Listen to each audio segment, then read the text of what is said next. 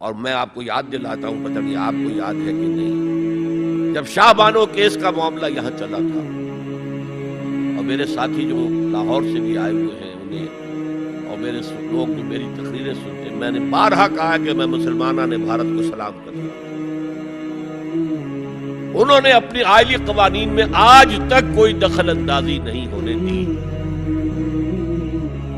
جبکہ ہمارا حال یہ ہے کہ 1962 میں ایک ڈکٹیٹر، خود ساختہ فیلڈ مارشل، اس نے آئلی قوانین کا آرڈیننس نافذ کیا، جس کو سب نے کہا، شیعہ، سنی، دیوبندی، بریلوی، اہل حدیث، جماعت اسلامی، سب نے کہا یہ غلط ہے اسلام کی روح سے، لیکن کوئی تحریک نہیں چلائی۔ جان تو کیا دینی تھی، کسی کے نکسیر تک نہیں پھوٹی۔ وہ آرڈیننس سے قانون بن گیا، اور ضیاء الحق صاحب 11 سال تک اسلام اسلام اسلام اسلام پکارتے چلے گئے، اس آرڈیننس کو ہاتھ نہیں لگایا، قوانین جو کہ تو رہے، یہاں تک کہ انہوں نے فیڈرل شریعت کورٹ قائم کی، اور کچھ حسن کا ظن میرے بارے میں ہو گیا تھا، مجھے اپنی شورا کا رکن بنایا۔ پہلے انہوں نے وزارت پیش کی تھی مرکزی، میں نے کہا نہیں جناب، میں ایک تو اس کا اہل نہیں ہوں، کبھی ان میدانوں میں گیا ہی نہیں، حکومت کے کوریڈورز میں میرا آنا جانا نہیں ہے، میں اس کا اہل نہیں ہوں۔ ثانیاً اصل حکومت فوج کی ہے، آپ نے ہمیں کرنے کچھ نہیں دینا، اور الزام ہم پر آئے گا، یہ ناکام ہوگا، اس لیے کہ اس سے پہلے کی ایک منسٹری تھی جس میں جماعت اسلامی اور جمعیت علماء اسلام کے وزراء تھے، اور ان دونوں کو داغدار کر کے اس نے نکال باہر کیا تھا، یہ کوئی کام نہیں کر سکتے۔ بھائی کام تم کرنے دو تو کریں، تم تو کہتے میری کانسٹیچوئنسی تو فوج ہے، یہ تو فوج کو راضی رکھنا ہے۔ بہرحال میں نے ان سے کہا تھا یہ ہے 2 جولائی سن 82 کی بات۔ میں نے کہا آپ اپنے ماتھے پر کلنک کا ٹیکا لیے کر رہے ہیں۔ مجھے خیال بھی آیا کہ میں نے یہ کیا کیا، میں نے تو محاورہ استعمال کیا تھا، ان کی پیشانی پر محراب تھا، میں نے سوچا یہ ناراض ہو نہیں ہوا، وہ اس معاملے میں بہت ٹھنڈے آدمی تھے، بہت متحمل مزاج۔ پہلے کیوں کہہ رہے ہیں آپ؟ میں نے کہا دیکھیے آپ نے فیڈرل شریعت کورٹ بنائی، اس میں اپنے ہینڈ پکڈ علماء رکھے، تقی عثمانی کس کا چوائس ہے آپ کا، پیر کرم شاہ کس کا چوائس ہے آپ کا، ملک غلام علی کس کا چوائس ہے آپ کا، اور اس کورٹ کے بھی ہاتھ باندھ دیے۔ ویسے تو یہ 2 بیڑیاں پہنائی تھی اور 2 ہتھکڑیاں، لیکن میں اس وقت اپنی گفتگو کے حوالے سے صرف ایک کا ذکر کر رہا، آئلی قوانین پر بھی آپ کوئی بات نہیں کر سکتے۔ یہ کیا؟ یہ تو انگریز نے نہیں چھیڑے تھے ہمارے، اور بھارت کا مسلمان آج تک اس کی حفاظت کر رہا ہے۔ میں نے کہا دیکھیے یہ غلام احمد پرویز نے بنوائے تھے، جو منکر حدیث تھا، اور اس کا اثر تھا کیونکہ وہ گورنمنٹ آف پاکستان میں ڈپٹی سیکریٹری تھا کسی مرکزی بینک، وہ اس کے زیر اثر جو ہے ایوب خان نے وہ قوانین بنائے، اور میں نے کہا ضیاء الحق سے کہ وہ بھی زندہ ہے، ابھی زندہ تھے وہ عدالت میں آئے، ثابت کر دیں کہ کتاب و سنت کے خلاف کوئی چیز اس میں نہیں ہے، میں خوش، میرا خدا خوش۔ میں یہ تو نہیں کہتا کہ جو میں کہوں وہ آپ کریں، لیکن آپ نے عدالت کے ہاتھ کیوں بند کیے؟ کہنے لگے کہ پھر ان خواتین کو کون مطمئن کرے گا؟ میں نے کہا اگر آپ کا سوچ کا انداز یہی ہے تو یہ میرا استعفیٰ حاضر ہے، میں آپ کی شورا میں نہیں بیٹھ سکتا، استعفیٰ دے کر۔ میں جو حوالے سے بات کر رہا تھا وہ یہ، جب یہاں وہ ایجیٹیشن ہوا ہے اور میں دلی میں تھا، اور میں نے انگریزی اخبار میں فوٹو دیکھا تھا کہ جس قدر عظیم ایک جلسہ ممبئی میں ہوا تھا، کیپشن یہ تھا اخبار میں، اے میمتھ گیدرنگ آف بامبے مسلم، میمتھ، اور اس میں ظاہر بات ہے ایجیٹیشن کے اندر جانے بھی دینی پڑی، سب کچھ ہوا۔ پھر حکومت نے گھٹنے ٹیک دیے کہ نہیں؟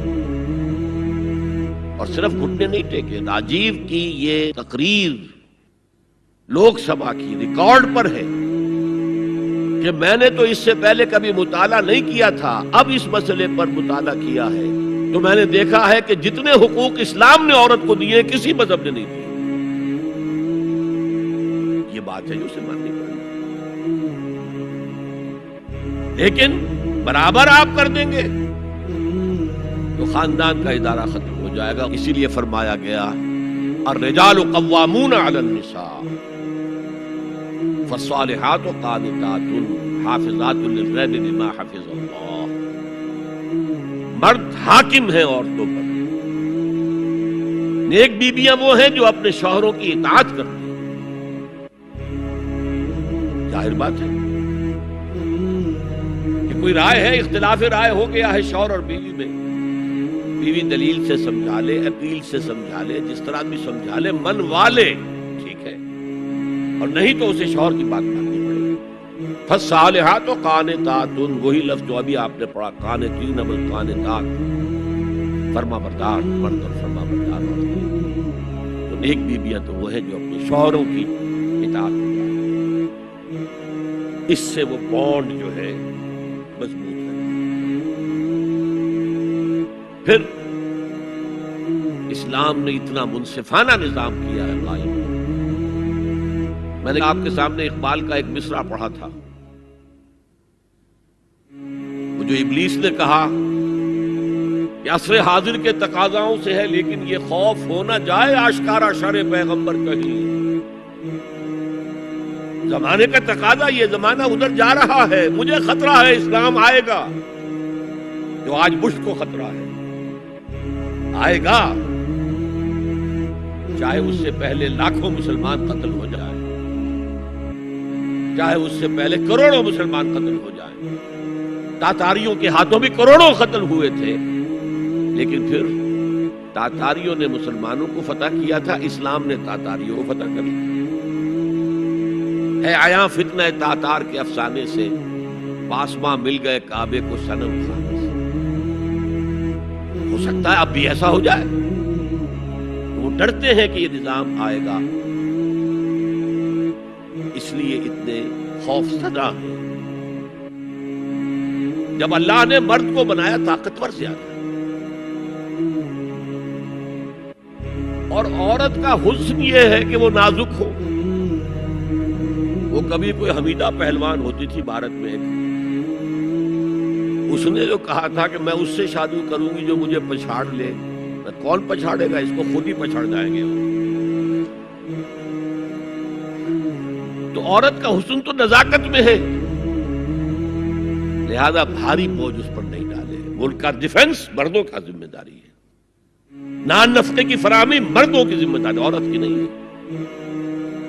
عورت کا کام ہے گھر میں رہے، شوہر کے لیے اچھا ماحول پیدا کرے.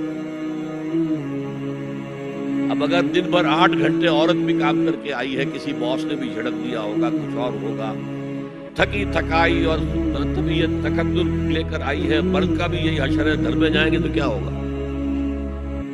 لڑیں گے. لیکن گھر میں رہی، پھر بچے آ جاتے ہیں، 1 بجے آ گئے، ماں باپ دونوں آئیں گے شام کو 6 بجے 7 بجے 8 بجے. بڑے بڑے شہروں میں تو وہاں پر 2-2 گھنٹے تو لگتے ہیں گھر پہنچنے میں. یہ بچے کیا کریں گے؟ کس قسم کے تجربات کریں گے؟ سارا بیڑا غرق ہو رہا ہے. عورت کے ذمہ نہیں ہے کام کرنا، کہتے ہیں مجبوری ہے. آپ اپنے سٹینڈرڈ آف لیونگ کو بڑھاتے جائیے بڑھاتے جائیے بڑھاتے جائیے، دونوں کی سر توڑ محنت کے باوجود آپ کا جو ہے تقاضا پورا نہیں ہوگا، اور اسی کو سکیڑ لیجیے. کمانا شوہر کا کام ہے، بیوی کا نہیں. اس کو اقبال نے کہا ہے کہ اسلام کا معاشرتی نظام 2 حصوں پر مشتمل ہے. حافظ ناموس زن، ایک تو عورت کی عصمت و عفت کی حفاظت. مرد آزما، مرد کے اوپر چیلنج ہے، بھاری بوجھ تمہیں اٹھانے ہیں. مرد آزما مرد آفرین، بھاری کام سارے مردوں کے لیے. عورت گھر میں رہے. اور آج بھی امریکہ میں جو اسٹے ایٹ مومز کہلاتی ہیں، وہ مائیں جو گھروں میں رہتی ہیں، ان کا بہت بڑا ان کا مقام ہوتا ہے. ان کے بچوں کی تربیت بھی ہو سکتی ہے. اور سب سے زیادہ مظلوم وہاں پر عورت ہے. مجھے بتایا جاتا ہے کہ جب سردی برف پڑ رہی ہوتی ہے تب بھی سب سے پہلے سڑکوں پر آپ کو عورتیں نظر آتی ہیں. مرد 1 گھنٹے بعد گھر سے نکلے، کیونکہ اس عورت نے کہیں اپنے بچے کو کسی بیبی سیٹر کے پاس، چلڈرن کیئر کے پاس بھیجے گی، پہنچائے گی، پھر اپنے آفس جائے گی، شام کو آفس سے نکلے گی، وہاں سے بچے کو لگی، پھر گھر آئے گی۔ مظلوم ترین عورت ہے وہاں، دونوں بوجھ ڈال دیے اس پر، حمل بھی وہ اٹھائے، ولادت کی سختی بھی سہے، اور معاش کا بوجھ بھی ڈالو اس پر۔ واقعہ یہ ہے کہ آج کی عورت انتہائی مظلوم عورت، ایک تو اسے کھلونا بنا لیا۔ عجیب حیرت ہوتی ہے مغربی تہذیب کو کیا ہوا ہے، عورت ننگی، مرد پورا لباس پہنے ہوئے، پینٹ بھی ہے اور کوٹ بھی ہے، سوٹ پورا ہے اور ٹائی بھی ہے، اور عورت ننگی ہے، اور شدید ترین سردی کے اندر ٹانگیں ننگی ہیں اس کی۔ یہ اسلام کا معاشرتی نظام اس کو کسی صورت گوارا نہیں کرتا۔ طلاق کے معاملے میں یہی فرق رکھا، مرد دے سکتا ہے طلاق، عورت لے سکتی ہے، دے نہیں سکتی۔ لے گی تو خلا کہلائے گی، یا عدالت میں جا کر ثابت کرے، یا یہ کہ کوئی ایلڈرز آف دی فیملی ہو وہ درمیان میں آئے اور عورت کہے کہ میرا اس کے ساتھ نباہ نہیں ہو سکتا، خود طلاق نہیں دے سکتی، کیونکہ عورت کے اوپر جذباتی طور پر ہر مہینے میں چند دن ایسے آتے ہیں جو چڑچڑی ہوتی ہے، اس چڑچڑے پن میں وہ کچھ بھی کر بیٹھے، اسے طلاق کا حق نہیں دیا، مرد کو حق حاصل ہے۔ ہاں اگر ناحق طلاق دے گا اللہ کے یہاں پکڑا جائے گا۔ یہ بات جو ہے مرد اور عورت کو برابر کے طلاق کے حقوق، یہ بھی خاندان کی جڑ کھودنے کے متعلق ہے۔ اچھا، بیٹے اور بیٹی میں وراثت کا فرق ہے، کیوں؟ بیٹا شادی کرے گا تو مہر دے گا، لڑکی شادی کرے گی تو مہر لے گی، حالانکہ ضرورت لڑکی کو لڑکے کی ہے، لڑکے کو لڑکی کی ہے، دونوں کی ضرورت تو برابر ہے۔ لڑکا مہر دے اور لڑکی لے، کیوں؟ تاکہ یہ معلوم ہو کہ یہ سربراہ ہے، حافظ ناموس زن، مرد آزما، مرد کی ذمہ داری ہے۔ ہم نے اسی ضمن میں پاکستان میں ایک تحریک شروع کی، شادی بیاہ کے ضمن میں، یہ بھی ہمارا بڑا سوشل فنکشن ہے، بہت بڑا، اور اس میں فضول خرچیاں ہو رہی ہیں، حرام کی کمائی ہوئی کمائی جو ہے وہ پانی کی طرح بہائی جاتی ہے۔ ابھی مجھے ایک صاحب نے بتایا کہ ممبئی میں 2 شادیاں ہوئی ہیں مسلمانوں میں، ایک میں 1.5 کروڑ روپیہ خرچ ہوا، ایک میں 80 لاکھ۔ ہم نے وہاں اصلاحی تحریک شروع کی، ضیاء الحق صاحب نے بھی کوشش کی تھی، آرڈیننس پاس کیا تھا، لیکن یہ چیزیں قانون سے نہیں۔ آپ کہیں کہ کسی دعوت میں 50 سے زیادہ مہمان نہیں آئیں گے، وہ 100 آ گئے تو زیادہ زیادہ یہ ہوگا پولیس والوں کو رشوت کا کھاتا کھل گیا، جو ہی پیسے لے جائیے صاحب۔ کبھی کبھی وہ پکی پکائی جگہ لے جا کے اپنے تھانے میں بیٹھ کے کھاتے تھے، لیکن قانون سے نہیں بدلتا مزاج۔ ہم نے کیا طے کیا؟ دیکھو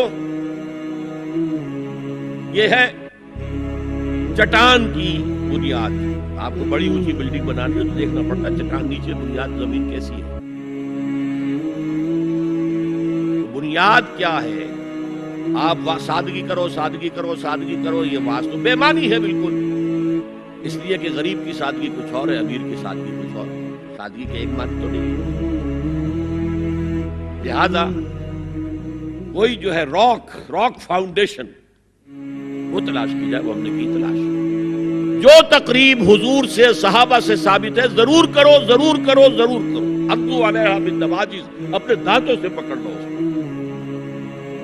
اور جو تقریب ثابت نہیں حضور سے اور صحابہ سے، یقیناً یہ کہیں باہر سے آئی ہے، یا تو ہمارا خاندانی پس منظر جو ہے اکثر تو ہندوؤں سے مسلمان ہوئے، وہ سادات ہوں، صدیقی ہوں، فاروقی ہوں، عثمانی ہوں، وہی ہم جو باہر سے آئے تھے، باقی تو اکثریت نہیں سے وہ اپنا ہندوانہ پس منظر لے کر آئے،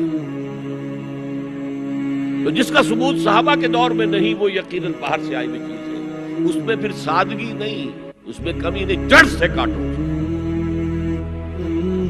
اس بنیاد پر ہم نے 5 فیصلے کیے، ذرا سن لیجئے آپ بھی، اگر آپ کوئی سوشل ورک کرنا چاہیں اس کو عام۔ نمبر 1، نکاح مسجد میں۔ حدیث موجود ہے، ترمذی شریف کی روایت، اعلنوا ھذا النکاح وجعلوہ فی المساجد، نکاح کا اعلان عام کیا کرو، مسجدوں میں منعقد کیا کرو۔ میں حیران ہوتا ہوں کیوں نہیں علماء کرام نے اس کی طرف توجہ دیا۔ حدیث ہے، ہاں میں مانتا ہوں ان کا کہنا یہ ہے کہ یہ یہاں جو امر ہے کہ مسجد میں منعقد کرو، یہ امر وجوب کے لیے نہیں ہے، استحباب کے لیے، مستحب ہے یہ کہ مسجد میں۔ تو بھائی مستحب کیوں چھوڑ رہے ہو تم؟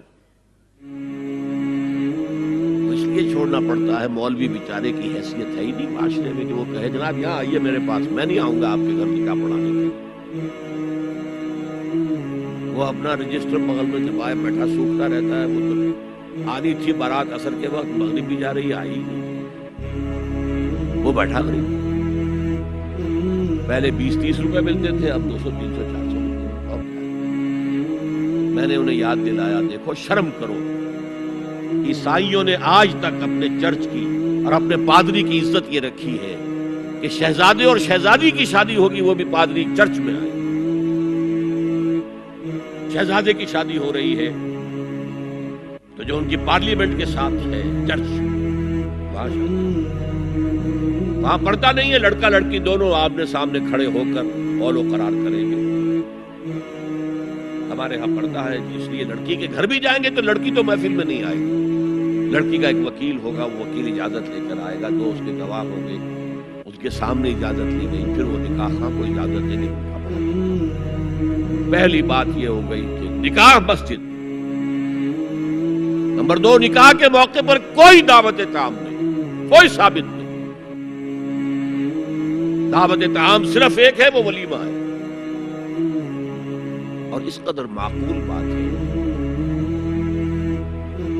سب باپ اپنے سینوں پر ہاتھ رکھ کر سوچیں اور میری بات سنیں، کیا بیٹی کو گھر سے رخصت کرنے کا وقت جو ہے وہ خوشی کا وقت ہوتا ہے؟ جب بیٹی گھر سے جا رہی ہو، کوئی جانور بھی آپ قربانی کے لیے، کوئی مینڈھا کو بکرا لے آئیں 8-10 دن پہلے اور بچے مانوس ہو جائیں تو وہ جب آپ ذبح کرتے تو پچھاڑے کھاتے کہ نہیں بچے؟ اور یہ لخت جگر ہے، پورے چشم ہے، 18 20 22 برس گھر میں رہی ہے، بجا رہی ہے، خوشی نہیں ہے وہاں، صرف یہ ہوتا ہے اے سائی آف ریلیف۔ ایک ذمہ داری کا بوجھ تھا، اللہ نے آج پورا کرا اتروا دیا۔ پھر بھی اندیشہ ہوتا ہے، پتہ نہیں مزاج ملے نہ ملے، نئے ماحول میں جا رہی ہے، وہاں جا کر ایڈجسٹ ہو یا نہ ہو، اندیشے پھر بھی ہوتے ہیں۔ ان سے عرف پلاؤ کھانا اور متنجن کھانا تو معقول بات نہیں۔ معقول بات کیا ہے؟ لڑکا، اس کا گھر آباد ہوا ہے، وہ ولیمہ ہے، اس پر باقاعدہ حدیث اولبو ولو بشاۃ، ولیمہ ضرور کرو چاہے ایک ہی بکری ہو تمہارے پاس، ذبح کرو، کاٹو، کھلاؤ اپنے دوستوں کو احباب۔ یہاں تک کہا کہ بے طعام الولیمہ، برا کھانا ہے ولیمے کا، تو اس میں غریبوں کو نہیں بلایا جاتا۔ ظاہر بات ہے مسلی کھلانے کے لیے تو ولیمہ نہیں ہوتا، اپنے احباب کو، دوستوں کو بلایا جاتا۔ پھر بھی میں تم سے کہتا ہوں کہ جسے ولیمے کے لیے بلایا جائے وہ اگر نہیں جائے گا تو اللہ اور اس کے رسول کے حکم کی نافرمانی کرے گا۔ تو جس رسول نے اتنی تفصیل سے حکم دیا ہو ایک دعوت کا، وہ دوسری دعوت میں بھی خیر ہوتا، میں بیان کرتا ہوں۔ جب نکاح مسجد میں اور کوئی دعوت طعام نہیں تو بارات کا تصور خلاص۔ بارات کس بلا کا نام ہے؟ قرآن میں تو کوئی ذکر ہی نہیں، عربی میں یہ لفظ ہی نہیں۔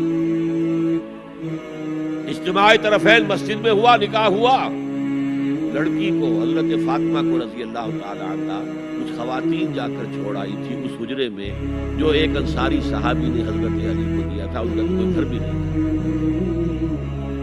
کوئی حضرت علی آئے ہوں اور آ کر ودا کرا کے لے کے گئے ہوں۔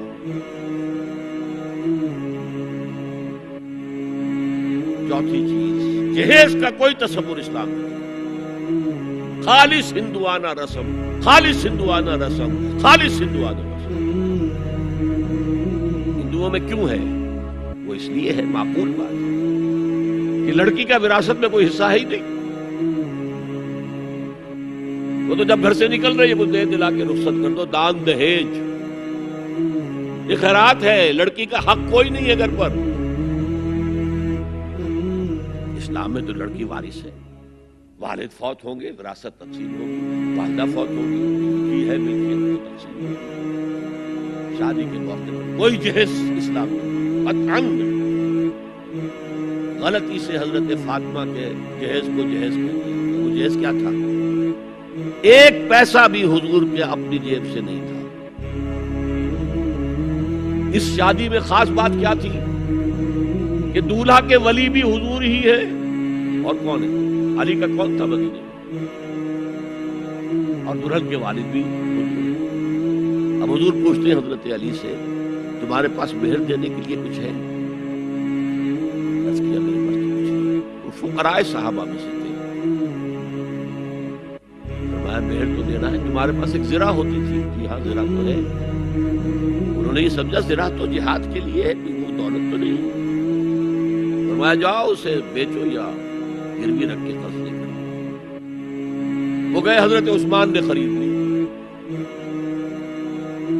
और कुछ दिनों के बाद वापस कर दी, हदिया कर दी, ज़िरा में हदिया। उस वक्त अगर कहते छोड़ो अली, कहाँ तो लो मैं पैसे दे देता हूँ तुम्हें, तो उनकी तबीयत पर बार उस पैसे से हुजूर ने कुछ पैसे खर्चे अंदर दुल्हन को जरा तैयार कर, और कुछ पैसों से वो एक गद्दा जिसमें खजूर की खाल भरी हुई थी और 2 तकिए जिसमें खजूर की खाल भरी हुई थी, एक मशकीज़ा कुएं से पानी तो लाना ही है ना, एक चक्की जौ हो या गेहूं हो पीसना तो है ना, कोई 1-2 बर्तन और अल्लाह सल्ला, ये था जिसे जहेज कहते हैं, जिसमें एक पैसा भी हुजूर का शामिल नहीं है। वो हजरत फातिमा का मेहर था जिसे बनाया, वरना मदीने ही में दूसरी आपकी साहबजादी का निकाह हजरत उस्मान से भी हुआ। कहीं जिक्र है जहेज का? हजरत उस्मान का घर भरा हुआ, हर चीजें मौजूद। बहरहाल ये शादी को आसान करो, जिना को मुश्किल बनाओ। यहां शादी के लिए 9 मन तेल होगा तो राधा नाचेगी, वरना ये कि बड़ी हो रही है, उम्र हो रही है, सब कुछ हो रहा है, लेकिन कुछ तकाजे तो है ना, आखिर कुछ तो करना होता है ना, आखिर कुछ ना कुछ लोगों को तो खाना खिलाना ही होता है ना, बारात तो आखिर आएगी ही ना, कुछ ना कुछ तो देना ही होगा, कुछ जोड़े कपड़े, कुछ ये। इस्लाम का फलसफा जो मैंने 4-5 बातें आपको बताई, फलसफा ये है कि लड़की के बाप पर एक पैसे का बोझ नहीं। उसने लड़की पाल पोस के तुम्हारे हवाले कर दिया, अब और क्या चाहते हो तुम? सारा मर्द आजमा, मर्द आफरी, मर्द को चैलेंज दिया है, तुम मर्द हो, मेहर तुम दोगे। और सबसे बढ़कर क्या हो रहा है आजकल भी होता है, हमारे एक कुछ काम होते हैं इस्लामी, वो भी है कुछ वही हिंदुआना पसमंजर। निकाह की महफिल में छुआरे कौन लेके आता है जी? लड़के वाले। और पुलाव किन से खाते हैं भाई? जिसको तुम्हें मुर्ग पुलाव खिला रहा है वो छुआरे नहीं बांट सकते थे। ये है इस्लाम और गैर इस्लाम का इम्तिजाज। छुआरे लड़के वाले लेकर आएंगे और फिर दावत उड़ाएंगे लड़की वालों की तरफ। मैंने सुना है, मैं इसकी तस्दीक नहीं कर सकता, कि मेवात में जो मुसलमान थे, जो शुदी की तहरीक पर चलाई गई थी और बहुत से लोग शुदी को भी गए, और उस फितने के मुकाबले के लिए मौलाना मोहम्मद इलियास रहमतुल्लाह अलैहि तबलीगी सिलसिला वहां सुना है कि ये होता था। एक तो नाम भी आधे हिंदुआना आधे मुसलमान। अब शादी करनी है, अच्छा मौलवी जी को बुला लो, बोल पढ़ा दे। लेकिन वो कहते ये बोल पढ़ाने से ये हो गया शादी? ये तो समझ में नहीं आई। پھر وہ کہتے تھے پھیرے بھی ڈلوا لو۔ اب لڑکی کی چادر اور لڑکے کی چادر میں گرہ لگے اور پھر وہ سب کے سامنے 7 چکر لگائیں تب تو پتا چلا کہ بات پکی ہو گئی، ورنہ یہ کہ قبول کر لیا بس۔ واللہ عالم یہ لطیفہ ہے یا واقعہ ہے، لیکن یہ مجھے سنایا ہے بات یہ وہاں ہوتا تھا، اطمینان نہیں ہوتا تھا، یہ بول کہنے سے بات ہو گئی۔ بہرحال اب میں آ رہا ہوں تیسرے پر، اس کا تعلق بھی بنیادی طور پر خاندانی نظام کی مضبوط۔ خاندانی نظام مضبوط رہے گا جبکہ شوہر اور بیوی کی جتنی جنسی دلچسپی ہے وہ صرف آپس میں مرکوز ہو، شوہر کی بیوی پر، بیوی کی شوہر، ادھر ادھر نگاہیں جائیں گی، کوئی عورت دیکھی نگاہوں میں کھپ گئی وہی خواب میں آئے گی، اپنی بیوی کی طرف سے توجہ ہٹ جائے گی، اور یہ چیز بانڈ آف لو جو ہے بٹوین دی اسپاؤسز جنسی آوارگی نہ ہو، عورت کو چھپا کر رکھا جائے، وہ مستورات ہمارے ہاں کہلاتی تھی، مستورات۔ پردے کا جو احکام ہے اس جنسی بے راہ روی کو روکنے کے لیے حسن کہتے ہیں عربی زبان میں قلعے کو، اور جو عورت ان تمام پردوں میں ہے، پردے کہہ رہا ہوں میں ایک نہیں، اس کو محسنہ کہتے ہیں کہ وہ قلعے کے، یا تو وہ خاندان کے اندر رہ رہی ہے، بھائیوں کی اور باپ کی کچھ پناہی حاصل ہے اسے، وہ اس کی عصمت و عفت کے محافظ ہے، یا وہ شوہر کے گھر میں آ گئی ہے تو وقرن فی بیوتکن، اپنے گھروں کے اندر رہو وقار کے ساتھ، تو وہ ایک قلعے کے اندر ہے، محسنات۔ اب دیکھیے اس زمانے کی منافقت سب سے بڑی کیا ہے۔ ایک طرف نفسیات میں کہتے ہیں کہ فرائیڈ بابا آدم ہے، جدید نفسیات، اور وہ کہتا ہے کہ انسانوں میں سب سے بڑا جذبہ، سب سے بڑا موٹیو جنسی ہے۔ اللہ نے بڑی کشش رکھی، مرد میں عورت کے لیے، عورت میں مرد کے لیے، لیکن عورت پیسو ہے، مزاجن، وہ اقدام نہیں کرتی، آگے نہیں بڑھتی، مرد اقدام کرتا ہے، آگے بڑھتا ہے۔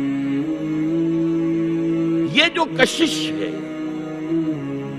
اس کے نتیجے میں مرد اور عورت کے درمیان بے حجابی گویا کہ آگ پر تیل ڈالنا ہے، آگ بڑھ گئی۔ اسلام نے اس کو روکا ہے، پورا نظام اس کا معاشرتی، ایک بہت بڑا پردہ پورے معاشرے میں ہے، بہت بڑا پردہ، جیسے یہ چھوٹا سا پردہ آپ کو نظر آ رہا ہے، ادھر عورتیں ادھر مرد۔ اسلامی معاشرہ سیگریگیٹڈ ہے، مخلوط معاشرہ نہیں، عورتوں کا اپنا دائرہ کار ہے، مردوں کا اپنا ہے، کما کر لانا مرد کا کام ہے، عورت کا کام نہیں۔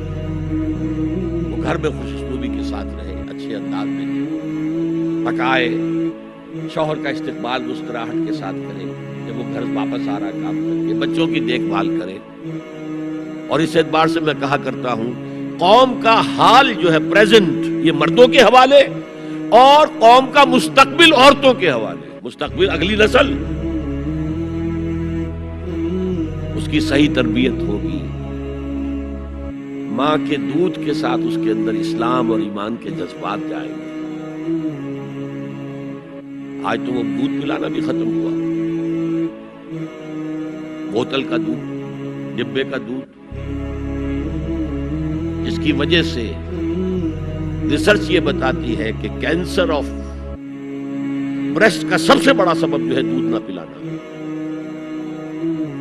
سب سے بڑا، اس لیے کہ اللہ تعالیٰ نے ہر عضو کا ایک فنکشن رکھا ہے، آپ فنکشن روک دیں گے اس میں خرابی آئے گی۔ آپ آنکھوں پر 1 سال تک پٹی باندھے رکھیے، آپ کی بینائی زائل ہو جائے گی. کیا کرنا پھر اب اس کا؟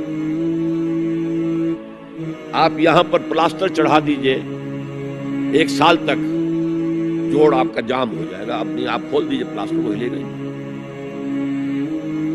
اس اعتبار سے وہ جو اقبال کہتا ہے مادران را اسوہ کامل بطول، حضرت فاطمہ زہرا ماؤں کے لیے کامل اسوہ حضرت فاطمہ رضی اللہ تعالی. آسیہ گرداں و لب قرآن سرا، وہ چکی پیستی تھی اور زبان سے قرآن پڑھتی تھی. اور میں نے اپنے بچپن میں ایسی خواتین کو دیکھا جو چکی پیس رہی ہے، قرآن پڑھ رہی ہے اور چھاتی سے بچہ چمٹا ہوا دودھ رہا. وہ جو دودھ اس بچے کے حلق میں جا رہا ہے، پیٹ میں جا رہا ہے، اس کی کیا تاثیر ہے. بطول باش و پنہا شو ازی عصر کہ در آغوش شبیر بگیری. اے مسلمان عورت، بطول بن جا، زہرا بن جا، اور اس عصر سے پنہا ہو جا، چھپ جا، علیحدہ ہو جا، تاکہ تیرے آغوش میں حسین جیسا بچہ. یہ پہلا ہے حجاب، سیگریگیشن آف سیکسز. میں نے ضیاء الحق صاحب سے کہا تھا، کیونکہ ان کی شورا میں شمولیت کی میں نے جو ہے دعوت قبول کر لی تھی. مشورہ دینا ہے. میں اپنے مسجد کے ممبر سے بھی مشورے بھی دیتا ہوں، تنقیدیں بھی کرتا ہوں. جیسے انگریزی کا محاورہ right from the horses mouth, تو right into the horses ears کچھ کہا جا سکے تو اچھی بات ہے. میں نے ان سے کہا آپ نے PIA کو ٹرائی کر دیا، شراب بند کر دی، اچھا کام کیا، بہت عمدہ کیا. دنیا تو یہی کہے گی نا کہ دقیانوسی چلیے برداشت کریں. لیکن یہ ایئر ہوسٹسز جو جاتی ہیں کرو کے ساتھ اور 2 ہفتے باہر رہتی ہے، یہ کون سے اسلام کی روح سے جائز ہے؟ عورت محرم کے بغیر حج کو نہیں جا سکتی، محرم کے بغیر عمرے کے لیے نہیں جا سکتی. اور یہ قانون تھا پاکستان میں. میں نے کہا آپ عورت کو نہیں جانے دیتے حج کے لیے، حالانکہ وہ ادھیڑ عمر کی ہوتی ہے، عموماً بوڑھی ہوتی ہے. ہمارے یہاں جوانی میں کون کرتا ہے؟ بہت شاس. یہ تو آپ کو نظر آئے گا جاوا، سماٹرا، انڈونیشیا، ملائیشیا، وہاں سے جوان جوڑے نکاح کے بعد پہلا کام حج. ہمارے ہاں سے تو بڈھے ٹھیرے گئے ہوئے ہوتے ہیں، اور پہلے زمانے میں تو ان کو رخصت کر دیتے تھے کہ بس رخصت ہی ہو جائے گی، واپس نہیں آئیں گے. تو میں نے کہا یہ کون سا اسلام ہے؟ خاموش، چپ. میں نے کہا یہ ناشتے کی ٹرے اور کھانے کی ٹرے مرد نہیں رکھ سکتے. میرے خلاف باقاعدہ خواتین نے جلوس نکالے پاکستان میں جب میں نے پردے کی بات کی. گورنر سندھ کی بیوی جو ہے اس نے لیڈ کیا، مطالبہ کیا کہ ان کی ٹیلی ویژن کے اوپر جو ہے ان کا سامنے آنا بند کیا. ٹھیک ہے، بدا الاسلام غریبا ویسعود کما بدا فطوبی للغرباء. اسلام شروع ہوا تھا تو اسی حالت میں تھا کہ کوئی اس کو جانتا پہچانتا نہیں. پھر جب اسلام غالب ہو گیا تو طاقتور کے تو سبھی دوست ہیں، سبھی پہچاننے والے. لیکن ان قریب اسلام پھر غریب ہو جائے. تو جو اسلام کی غربت کے ساتھ خود غریب ہو جائیں ان کے لیے مبارکباد. اسلام کا دامن نہ چھوڑے، چاہے انہیں کہا جائے کہ یہ تو بڑے ہی دقیانوسی ہیں، بڑے کٹر لوگ ہیں. میں نے اس زمانے میں چیلنج کیا تھا، مجھے بتاؤ کیا فرق واقع ہوتا. آپ کہیں گے عورتوں کو اگر ہم گھر میں بٹھائیں تو ہماری اکانومی سفر کرے گی، آدھی ہماری جو ہے لیبر وہ کام نہیں کرے گی. میں نے کہا کاٹیج انڈسٹری کا انتظام کرو، نمبر 1 گھروں میں بیٹھ کر کام کرو. دوسری جنگ عظیم کے دوران ایک بڑا علاقہ تھا دلی میں جس کا ہر گھر کارخانہ بنا ہوا تھا، کرخندار. یہ ایک قوم کا نام پڑ گیا، کرخندار. چھوٹی چھوٹی مشینیں لگی، کہیں بٹن بن رہے ہیں، کہیں مقصوئے بن رہے ہیں، کہیں نکریں سل رہی ہیں، کہیں پینٹیں سل رہی ہیں، کہیں جو ہے کرتے سل رہے ہیں، قمیصیں. صبح کے وقت ٹرک آیا، خام مال دے گیا، شام کو آیا تیار مال لے گیا، عورت نہ گھر سے نکلی نہ